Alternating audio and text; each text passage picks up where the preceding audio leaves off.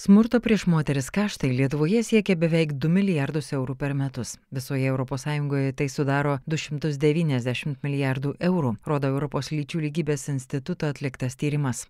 Nėra to, kad, pavyzdžiui, su tyrėjai kokio atvažiuotų psichologija ir paklaustų, kaip tu jautiesi, kas su tavim yra, ar tu turi kur išeiti iš tos aplinkos, kur buvo smurtas. Gal tu negali būti toje aplinkoje? Kažkur, kad jeigu grįžt tas smurtautojas, arba, kas tada bus? Aš tas 3 paras, aš drebėjau, aš nežinau, kas su manim bus.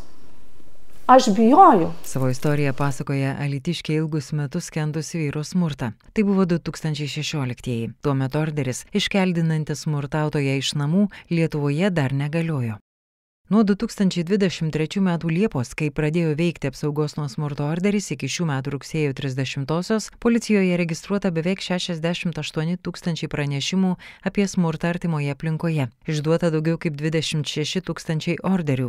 Specializuotos kompleksinės pagalbos centrai pagalbą suteikė daugiau nei 33 tūkstančiams žmonių. Nuo sausio 1 iki rugsėjo 30 dienos policijos departamento duomenimis smurtą artimoje aplinkoje patiriančių moterų dalis sudarė beveik 79 procentus, vyrų apie 21. Vien tik per pirmą šių metų pusmetį Alytaus apskrityje užregistruota per 2000 pranešimų dėl smurto artimoje aplinkoje.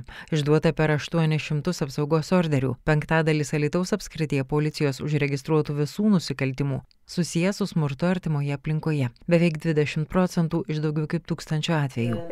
Pagal dabartinį smurto artimoje aplinkoje įstatymą mes įsijungiam tada, kai būna užpildytas pranešimas. Policija. Taip. Įvyksta įvykis, žmogus į bendrą pagalbos skambučių numerių paskambina, išsikviečia pagalbą, atvažiuoja policija. Policija užpildo tam tikrą formą ir ta forma, jeigu yra vaikai, išsisiunčia automatiškai mums ir automatiškai vaikų teisė. Jūs esate nevyriausybinė organizacija? Mes esame nevyriausybinė organizacija. Jeigu vaikų nėra, tai tada gaunam tik mes. Ir dabar per parą laiko mes turim susisiekti su nukentėjusiu. FM99 pasakoja Alytaus moterų krizių centro vadovė Irma Treinavičienė. Moterų krizių centrai, kurie yra ir specializuotos pagalbos centrai, yra pagrindinė vieta, kur smurto aukos gauna pagalbą Lietuvoje. Smurto orderis tai prevencinė priemonė skirta greitai apsaugoti smurto artimoje aplinkoje pavojų patiriančius asmenis. Pavojų keliantis asmuo policijos pareigūno sprendimu turi 15 parų išsikelti iš smurtą patyrusių asmenų aplinkos. Smurto kaštai Lietuvoje milžiniški, jau nekalbant apie 100 tūkstančių sužalotų žmonių ir likimų, daugiausiai moterų ir vaikų. Tačiau Lietuvoje vis dar nesinaudoja įrankiais, kurie prieinami. Europos tarybos konvencija dėl smurto prieš moteris ir smurto artimoje aplinkoje prevencijos ir kovos su juo. Ši konvencija, kaip ir kiti tarptautiniai susitarimai, yra kompromisų ir ilgų diskusijų tarp 47 Europos tarybos šalių vaisius. Plačiau dokumentas žinomas kaip Stambulo konvencija. Teko dalyvauti paskutinėme šalių delegacijų kelių dienų darbe diskutuojant apie konvenciją. Vis galvoju, ar ispanai žinodami, kiek bus stabdžių rytų Europoje, visgi būtų intensyviai siūlę terminą gender-based, svarsto lyčių lygybės ekspertė Jurgita Pečiurienė. Jiems jau gerą 10-metį tai nebuvo diskutuotinas terminas, bet ar jie galėjo tikėtis, kad bus tiek šalių neratifikavusių konvencijos jau daugiau nei 10 metų? Manau, kad tikrai ne. Stambulo konvencijos ratifikavimas gali būti lūžis šalyje, keičiantis moterų apsaugą nuo smurto, nes tai nėra simbolinis veiksmas. Šalys įsipareigoja imtis konkrečių veiksmų. There is a lot of misunderstandings and actual misrepresentations of the aims of the Istanbul Convention. Yra daugybė nesusipratimų ir iškraipimų dėl Stambulo konvencijos tikslų, bet jie nesukuria nieko naujo. Tai priemonių rinkinys, kurių turi imtis vyriausybė, kad apsaugotų moteris ir mergaitės aukas, kad užtikrintų teisinės priemonės, biudžetą, įtvirtintų nacionalinį veiksmų planą, kad visi vienodai suprastų, ką daro. Trumpai tariant, tai ir yra Stambulo konvencija. FM99 aiškina Johana Neles, Europos tarybos Stambulo konvencijos įgyvendinimo ekspertė. Konvencijos ratifikavimas atveria duris išsamiai šalies situacijos analizei. Nepriklausomi tarptautiniai ekspertai po ratifikavimo atvyksta į šalį atlikti išsamaus tyrimo ir surasti jautriausias vietas, kur reikalingi pokyčiai, pasakoja ekspertė. Vienas dažniausių pavyzdžių, ką šalims reikia keisti - seksualinių nusikaltimų apibrėžimas. Šiuo metu ir Lietuvoje prievartavimu laikomas nusikaltimas tik tada, kai naudojama fizinė jėga. Tačiau konvencija sako, kad prievartavimas yra seksualinis aktas be aiškaus sutikimo. Pirmiausia, konvencija įpareigoja šalis sukurti išsamų kovos su smurtu veiksmų planą. Dažnai valstybė turi planus susijusius su smurtu artimoje aplinkoje, tačiau jie neįtraukia prievartavimo, seksualinio priekabiavimo ar persekiojimo, todėl daugelis nusikaltimų lieka neištirti. Nedidelė Vokietijos Brėmeno žemė, kurią sudaro dvi savivaldybės - Brėmeno ir Bremenhaveno miestai, laikoma pavyzdžių kovoje su smurtu prieš moteris. Klara Friedrich, Stambulo konvencijos įgyvendinimo koordinatorė Brėmene, FM99 pasakoja, kaip veikia pagalba ir kas pasikeitė po konvencijos ratifikavimo. Brėmene labai svarbu vaidmenį turi išgyvenusiųjų taryba, kuri labai vertinama ne tik Vokietijoje, bet ir kitur pasaulyje. Patariamoji taryba, stebinti, kaip įgyvendinama Stambulo konvencija ir teikianti rekomendacijas veiksmų planui, buvo sukurta 2021 metais ir paskirta 4 metų kadencijai. Šią patariamąją tarybą sudaro įvairias smurto formas patyrusios moterys, kurios, remdamosi savo patirtimi, gali patarti, kas efektyviausiai spręstų problemą. Jos patarė dėl praktinių veiksmų. Pavyzdžiui, kur smurtą patyrusi moteris paprastai kreipiasi, kai ieško paramos, kokią pagalbą gauna, kuri viešinimo kampanija yra įtikinama. Brėmeno žemių institucijoms pradėjus veiksmų planą įgyvendinti, šios moterys stebi, kurie institucijų pažadai neištesėti, ar įgyvendinimo terminai netinkami. Svarbi ir terminologija. Brėmeno patariamoji taryba naudoja terminą smurtą išgyvenę - survivors, o ne aukos - victims. Kita vertus, būtent terminologija davė daugiausiai peno Stambulo konvencijos priešininkams ir Lietuvoje. Netiksliai išverstas žodis gender pirmajame lietuviškame vertime sukūrė daugiausiai interpretacijų. Kaip veikia pagalba Brėmene? Brėmeno policijai gavus signalą apie smurtą namuose, iškart informuojami ir specializuoti konsultaciniai centrai, kurie skambina ir siūlo pagalbą, pataria, kur kreiptis. Policija taip pat įgyvendino rizikos valdymo programą. Policininkai, atvykstantys į iškvietimus namuose, turi klausimyną, kurį pildo įvykio vietoje ir pagal atsakymus reaguoja. Kreipiasi į kitas institucijas. Tokiu būdu atpažįstamas ne tik fizinis smurtas, bet ir kitos jo formos. Po Stambulo konvencijos ratifikavimo atlikta apklausa parodė, kad žmonės, kurie kreipėsi į policiją pagalbos per pastaruosius 5 metus, jautė, kad su jais elgtasi nepakankamai jautriai. Todėl Brėmene į policijos mokyklas įtraukti mokymai, kaip veikti tokiose situacijose pareigūnams, kurie nėra specializuotose padaliniuose. Pareigūnams rengiami seminarai apie smurtą artimoje aplinkoje, apie tai, kaip jaučiasi moterys, kad jie suprastų, koks svarbus jų elgesys ir koks didelis pavojus moteriai dar kartą paversti auka, šįkart institucijų. Aiškina Ana Faltman, Stambulo konvencijos įgyvendinimą Brėmeno federalinėje žemėje koordinuojančios institucijos atstovė. Ir pati sistema ir finansavimas gerokai patobulėjo ratifikavus konvenciją. Finansavimo įvairioms priemonėms buvo ir anksčiau, tačiau po Stambulo konvencijos ratifikavimo jis padidintas. 2 nedidelėms Brėmeno savivaldybėms vien šiems metams skirta 500 000 eurų. Savivaldybės lygių Brėmene kasmet skiriami dar 2 milijonai prieglaudoms ir konsultacijoms. Suma nuolat auga, o veiksmų plane daug dėmesio skiriama paslaugų viešinimui, tad jų žinomumas ir poreikis auga. Brėmene veikia ir unikali persekiojimo prevencijos srityje veikianti nevyriausybinė organizacija Stalking Kids. Daugiausiai atsakomybės teikiant šias paslaugas Vokietijoje tenka žemėms ir savivaldybėms, kurios dažniausiai atsakingos ir už socialinės paslaugas. Tačiau planuojama priimti valstybės mastu bendrus minimalius standartus kovai su smurtu. Jie užtikrintų, pavyzdžiui, kad vieta prieglaudoje ir pagalba yra žmogaus teisė, kurią privalu užtikrinti. Taip pat siekiama papildomo valstybės finansavimo infrastruktūrai. Svarbu, kad veiksmai daromi visuose Vokietijos valdymo lygmenyse. Yra jų monitoringas bei komanda, kuri koordinuoja sistemą federaliniu lygiu. Visos žemės turi veiksmų planus ir net kai kurios savivaldybės jos turi. Kai kurie pokyčiai yra lengviau pamatuojami, tačiau kitiems reikia ilgo laiko, sako Klara Friedrich. Šių metų balandį Brėmeno miesto ligoninėje įkurta klinika, kurioje atliekami tyrimai, surenkami smurto įrodymai, dokumentuojama informacija, taip pat konsultantas moterims suteikia visą informaciją apie teises ir prieinamas paslaugas. Šis projektas akivaizdžiai iškart pasiteisino. Per 6 mėnesius užfiksuotas toks pats atvejų skaičius, koks anksčiau būdavo per metus, nes aktyviai bendradarbiaujant su visomis tarnybomis pasiekiamos tos nukentėjusios moterys, kurios anksčiau likdavo be pagalbos. Brėmene sukurtas itin platus bendradarbiavimo tinklas, apimantis policiją, teisėsaugą, nevyriausybinės organizacijas ir konsultavimo centrus. Tai labai pagerino visą pagalbos grandinę. Nors sunku pamatuoti situacijos supratimo pokyčius, bet išaugęs dėmesys ir politinis palaikymas iš visų politinių partijų rodo teigiamus poslinkius, džiaugiasi Klara. Brėmeno veiksmų plane įtrauktos 75 priemonės, tai labai išsamus paketas, tad jau įgyvendinimo metu ekspertė pastebi ir trūkumus. Turėtų būti skirtingos priemonės ilgam ir trumpam laikotarpiui. Pavyzdžiui, klinika įsteigta greitai, tačiau institucijų jautrumo aukoms keitimas reikalauja ilgesnio laiko. Didžiausias iššūkis – pasiekti visas jautrias grupės, tokias kaip moterys su negale ar benames. Tam reikia daug laiko ir resursų. Kita problema, su kuria susiduria Brėmenas ir kurią mini aukos Lietuvoje – institucijų nejautrumas, ypač teikiančių socialinės paslaugas. Žmonių dirbančių socialinėse paslaugose kaita reikalauja nuolatinių mokymų, tačiau policija ir teisėsaugos sistema tvarkosi vis geriau. Šiuo metu siekiama priimti įstatymą, kad moters patyrusios smurtą namuose apsauga būtų prioritetas prieš bendrą vaikų globą su tėvu. Labai nedaug moterų advokačių dirbančių šioje srityje, tačiau jų parašytos knygos apie tai, kaip nužudytos moterys, kaip paskirta bendra globa leido vyrui sustiprinti smurtą, leido siekti šio įstatymo.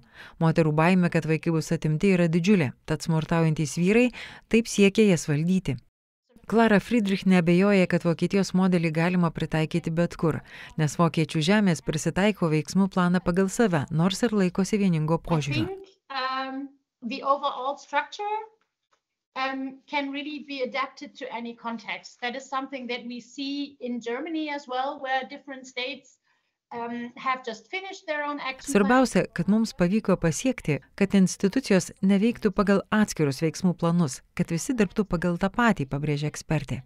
Veiksmų plano Brėmene kūrimas truko metus, buvo sukurta 10 darbo grupių, įtraukti įvairūs asmenys ir organizacijos, taip pat įgyvendinant Stambulo konvencijos reikalavimus ir siekiant geriausio rezultato. Ekspertų, dirbančių su smurto aukomis įtraukimas būtinas dėl jų žinių, nes jos tiesiogiai dirba su aukomis. Tuo tarpu institucijų veiksmai kartais gali būti neaiškus, todėl bendradarbiavimas su jomis labai padėjo. Nors toks įsitraukimas kartais vargino ir reikalavo daug pastangų, rezultatas buvo vertas jų, sako Friedrich.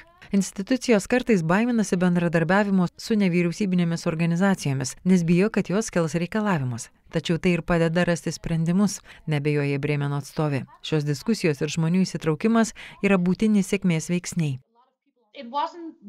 Stambulo konvencijos ratifikavimas ne visur toks komplikuotas kaip Lietuvoje. Vokietijoje nebuvo didelio politinio pasipriešinimo, tai buvo labiau įstatymo reforma. Pavyzdžiui, baudžiamojo kodekso pakeitimai dėl seksualinių nusikaltimų ir įtvirtintas principas ne reiškia ne. Nebuvo diskusijų apie lytis, nereikėjo įtikinti žmonių, vienintelė priežastis, kodėl tai užtruko iki 2017-ųjų, kad tai nebuvo politinis prioritetas. Vis dėlto, kaip pastebi Klara Friedrich, klausimai susijęs su moterimis dažnai sulaukia tam tikro pasipriešinimo. Tad vienintelis būdas tęsti darbą, pabrėžiant naudą ir primenant smurto artimoje aplinkoje kaštus.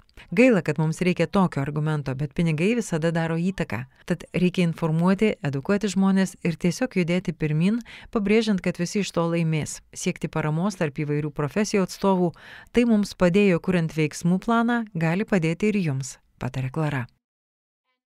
Latvija susidūrė su panašiomis problemomis kaip ir Lietuva. Išsiskyrusios nuomonės ir stipri opozicija, kuri daugiausiai rėmėsi dezinformacija apie konvencijos turinį ir tikslus. Vienas iš argumentų, kuriuos ratifikacijos priešininkai mėgo naudoti, kad Latvijos teisė jau dabar atitinka 90% konvenciją, todėl ratifikavimas nėra būtinas. Situacija pasikeitė po žiauraus nusikaltimo. Vyras nužudė savo buvusią partnerę vidury dienos jų vaiko akivaizdoje. Moteris prieš tai buvo išnaudojusi visus teisėtus būdus apsisaugoti, tačiau teisėsauga nesugebėjo suteikti reikalingos apsaugos. Problema buvo ne įstatymų trūkumas, o jų taikymas. Po šio įvykio visuomenė ir politikai suvokė problemos mastą. Tai pakeitė požiūrį į smurto artimoje aplinkoje problemą. Dabartinė Latvijos premjerė Evika Silina tuo metu buvo socialinės apsaugos ministrė. Ministerija buvo parengusi visus dokumentus konvencijos ratifikavimui, tačiau reikėjo politinės valios. 2023 rudenį pasikeitus koalicijai ir formuojant vyriausybę, ratifikavimas tapo vienu iš skubiausių klausimų, kuris buvo išspręstas per 2 mėnesius.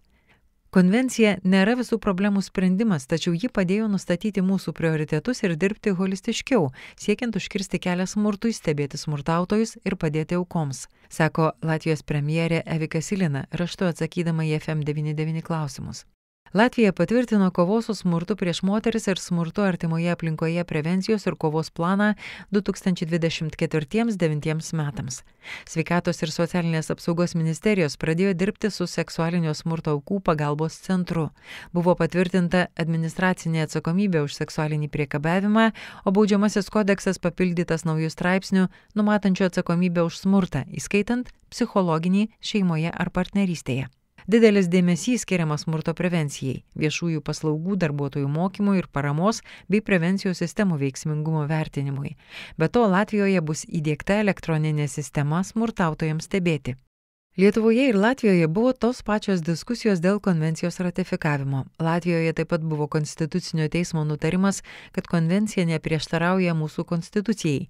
Diskutuota ir apie privalomą seksualinį švietimą bei socialinę lytį. Buvome panašioje situacijoje. Tačiau pokyčiai įvyko po to, kai visuomenė pamatė realias smurto artimoje aplinkoje pasekmes ir problemas dėl smurto prevencijos, aukų apsaugos ir pagalbos joms. Konvencijos ratifikavimas buvo signalas, kad tokių atvejų prevencija yra prioritetas, pabrėžė Latvijos premjerė.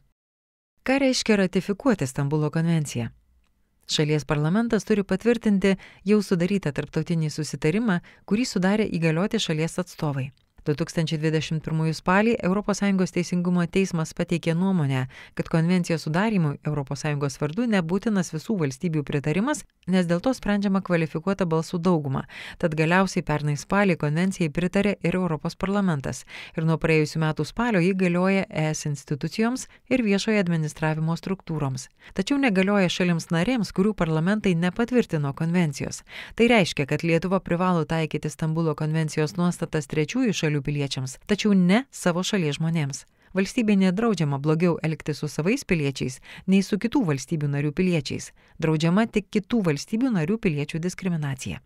And in my preparation, I noticed that, like in many other states, there was a lot of hesitancy by the Pasipriešinimas Stambulo konvencijai dažniausiai kyla iš bažnyčios ir grupių kovojančių su gender arba gender termino vartojimu, pastebi Marion Böker, žmogaus teisių ir lyčių lygybės ekspertė iš Vokietijos.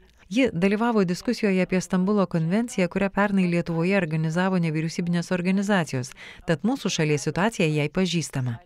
Marion Böker patarė kalbėti su prieštaraujančiomis grupėmis, klausant, kodėl nenorima nutraukti smurto prieš moteris. Anot ekspertės, jei moterys kenčia smurtą iš savo bendruomenių narių, tai kenkia ir religinėms bendruomenėms, ir jų religiniams įsitikinimams. Religinės organizacijos galėtų pačios kviesti vyrus stabdyti agresiją. Stronger women will be stronger also in their religious community.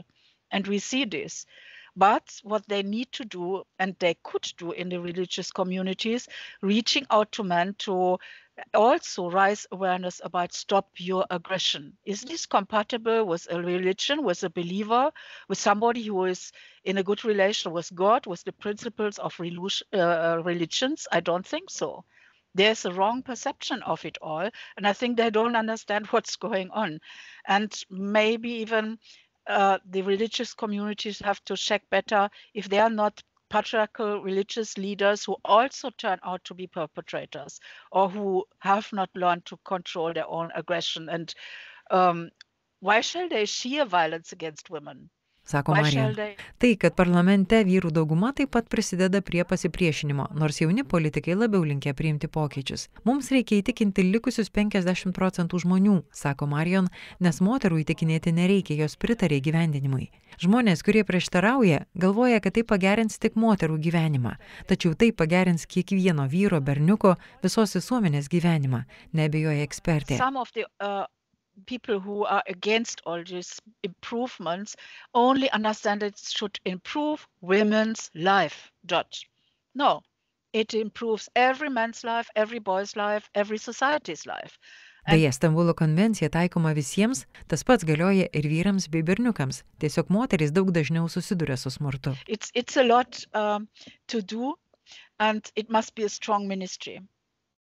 Yra ir kitų pavyzdžių. Po Stambulo konvencijos ratifikavimo Portugalija įvedė įstatymus, reikalaujančius, kad policija per 48 valandas pradėtų tirti smurto artimoje aplinkoje atvejus, suteikdama jiems prioritetą. Stambulo konvencija taip pat numato nacionalinių pagalbos linijų steigimą, kurios aukoms teiktų informaciją ir pagalbą, neatsižvelgiant jų geografinę padėtį. Vokietija, būdama didelė federacinė valstybė, įkūrė bendrą pagalbos numerį, kuris teikia pagalbą daugiau nei 20 kalbų. Lietuvoje tokia pagalbos linija veikia, tačiau tik darbo dienomis ir valandomis dėl nepakankamo finansavimo. Daugelis šalių ratifikavusių konvenciją įsteigė specializuotos policijos padalinius, kurie užsiima smurto namuose ar seksualinių nusikaltimų tyrimu. Tokie padaliniai užtikrina ekspertinį požiūrį, nes šie atvejai dažnai labai sudėtingi, reikalaujantys specialių žinių ir mokymų. Tokie centrai jau veikia Islandijoje, Austrijoje, Vokietijoje ir kai kuriuose kitose šalyse. Stambulo konvencijos ratifikavimas ir įgyvendinimas yra svarbus žingsnis, stiprinant smurto prevenciją ir aukų apsaugą. Tai nėra vien teisinių pakeitimų klausimas, bet ir kultūrinis pokytis. Jis reikalauja visuomenės švietimo ir sąmoningumo. Lietuvai tai neišnaudota galimybė pritaikyti geriausius pavyzdžius ir kurti saugesnę visuomenę. Su jumis buvo Vilija Kvedaraitė.